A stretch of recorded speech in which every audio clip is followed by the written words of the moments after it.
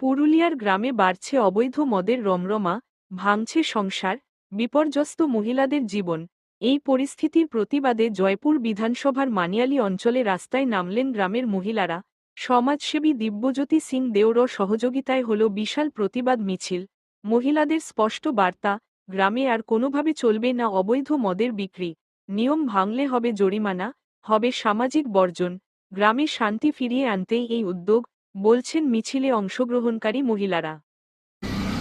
আজ আরসা ব্লকের একটি গ্রামে মহিলাদের ডাকে উপস্থিত হয়েছি এবং অবৈধ মদের জন্য অনেক মায়ের মাথা সিঁদুর উঠে যাচ্ছে এবং মায়ের কোল হচ্ছে নষ্ট।